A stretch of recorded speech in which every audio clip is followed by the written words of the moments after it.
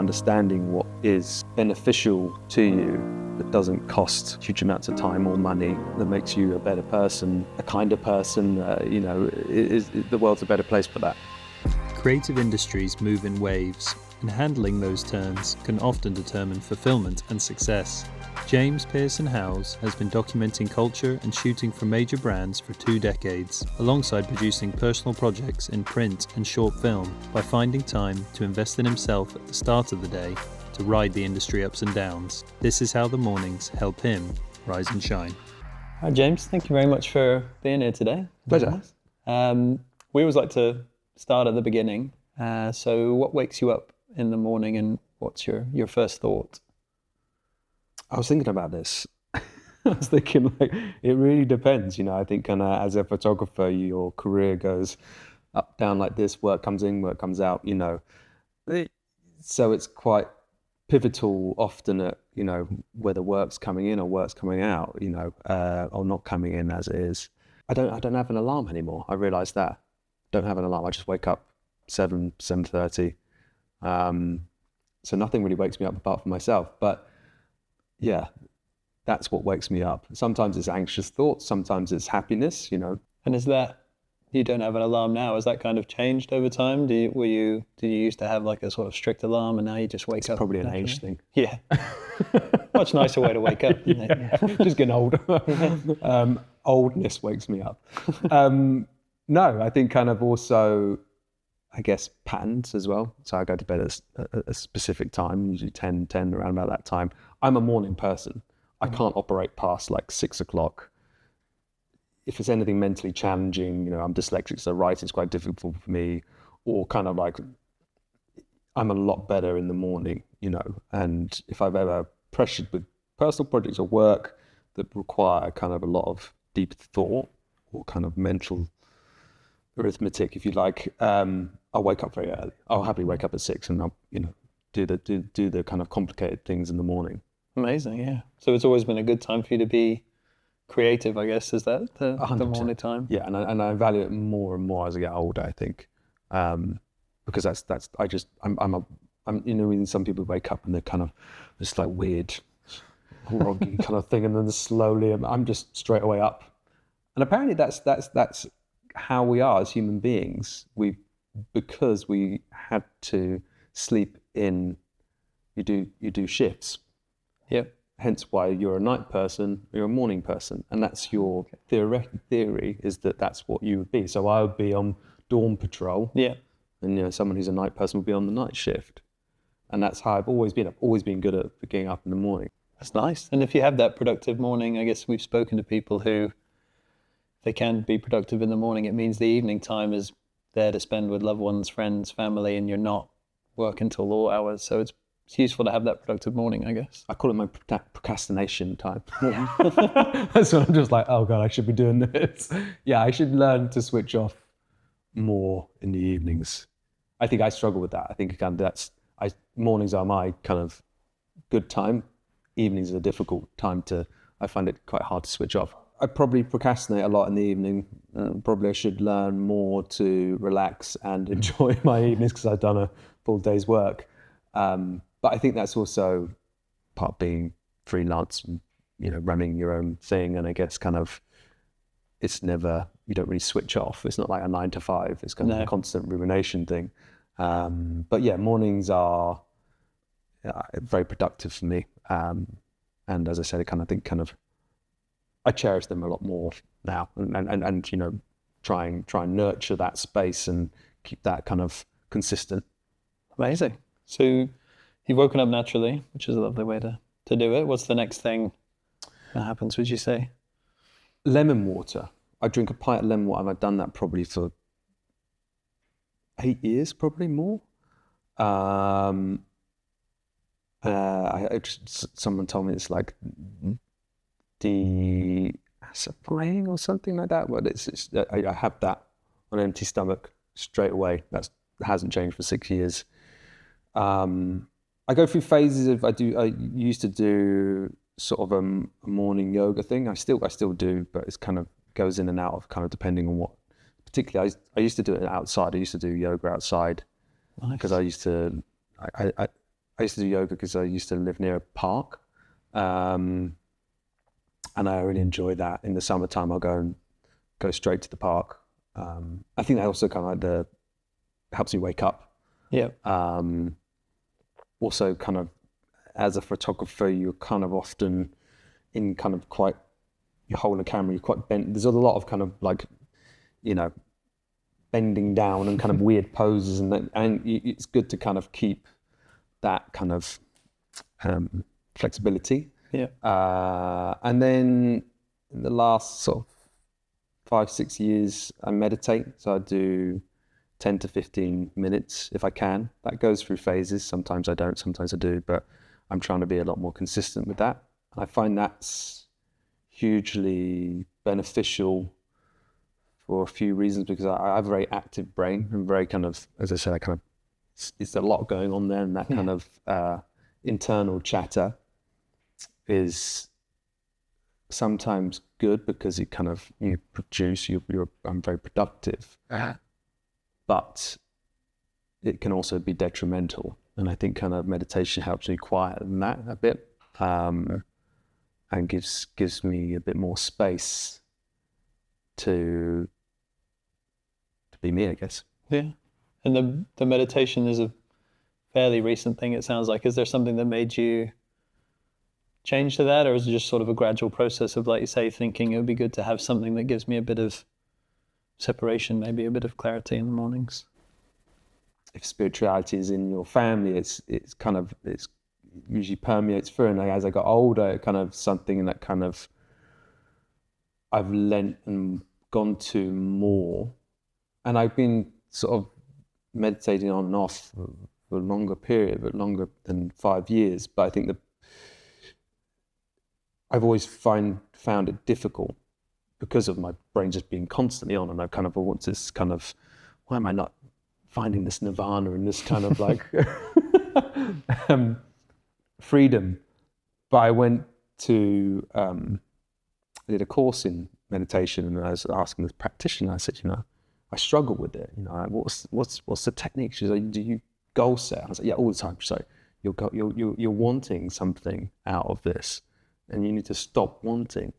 And that changed the complete kind of practice. Instead of entering like, I'm going to do this to get this, I just do the thing. Yeah. And whatever it is. And that changed the practice and made it a lot easier. Sometimes I do 10, sometimes I do 15, sometimes I do 20. And sometimes it's clear, sometimes it's not. Sometimes it's constantly noisy. Sometimes there is nothing, which is something. Yeah.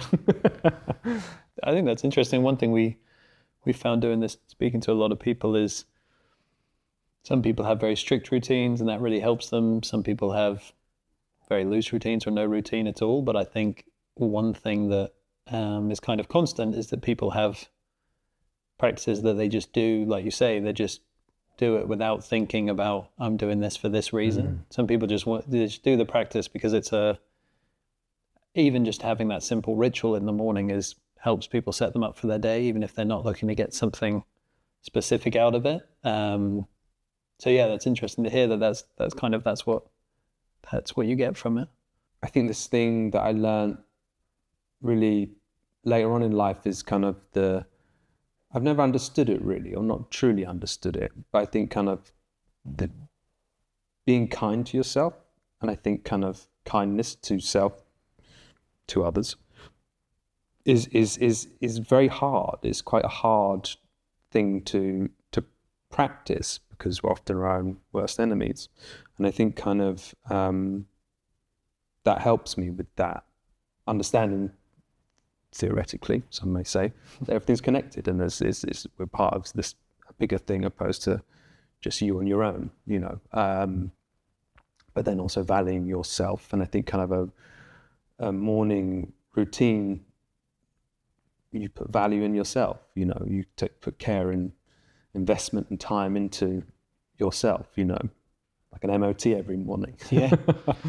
Oh, I think that's very true. I think it's not always, people aren't always able to, or maybe they don't think about it, take it as valuable time, but it really can be for yourself. I think it's a universal experience. Everybody has a morning, and even people who are very busy, if you can take, I think, 10, 15 minutes to yourself, it probably sets you up. Sounds like it sets you up much better for the day if you have that time to invest in yourself, I guess. Yeah. I'm not going to beat myself up because I wake up and watch 15 minutes of Instagram. Yeah. But I don't want to make that a pattern. I know that's not good, and I know that that's like a detrimental thing to myself. And in terms of the time you spend, the creative, productive time in the mornings, is that thinking of ideas? Will you be editing? Will you be replying to emails? Is it all a combination of all of that? Is there a specific thing you think is best to do in the morning? Yeah, morning wise, work wise, it varies. You know, I kind of there's usually, I try to do a hit list, 3 things that are, when I'm really busy, if I'm on big personal projects or work, and I try and tackle the most difficult thing first in the morning. I say I try. Yeah. I'll park that, look at the Guardian website for 20 minutes. Yeah. So it's often the most challenging thing I try to do in the morning. Yeah, that's a great practice to get into, I think. If you can do it, like you say, then it's not hanging over you for the rest of the day, and it frees you up, I imagine. And with your work, I imagine there's an awful lot of travel, whether it's, domestically you're on location somewhere or abroad. Is there one thing you like to keep in your morning, even if you're not at home? Is there one thing in particular? I try. It depends. If I'm on a work trip, very intensive shoot abroad, I will try and do yoga in the morning or stretching in the morning or exercise or something just to kind of free up. That's hugely impactful. And then if I have enough time and I've got enough headspace, I'll meditate. But I think kind of it's in that order. So water, bit of motion, bit of movement and stretching. And if I can, I'll meditate. But I mean, meditation usually goes, it's usually gone. Yeah. Because it's exciting, being able to have the privilege to go away or travel for work. And I'm usually want to get out the door and do something. Yeah. And through your career, you've documented lots of different cultures and areas of culture and stuff, and you started quite young. Were your mornings different when you started out, do you think, when you were exploring different areas and you were just out there kind of trying to make it happen? Yeah, I think as you go through life, you understand the phases, and I think kind of youth is a lot more outward. It's out. You're just out. Yeah. Just out and about.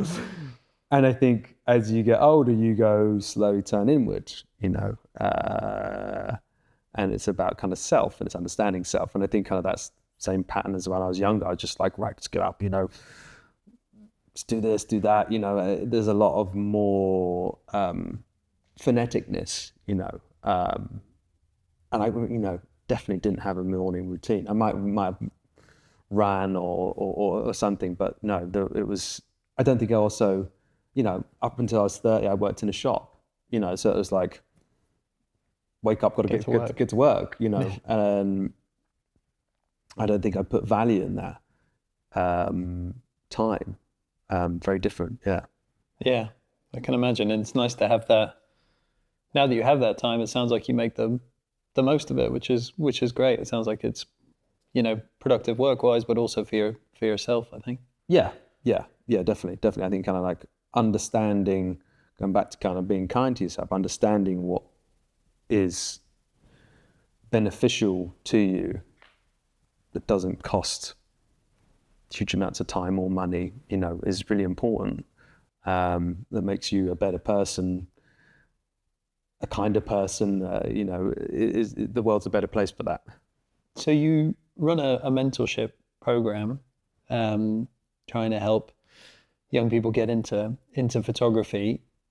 Is there any way, do you impart any wisdom to them about how maybe best they can start their days, or if it's spending time investing in themselves maybe to then go on and do their best creative work? When I was 19, as I said, I don't think I had a morning routine. Just get up and do the thing. Get up, you're awake. Oh, let's go.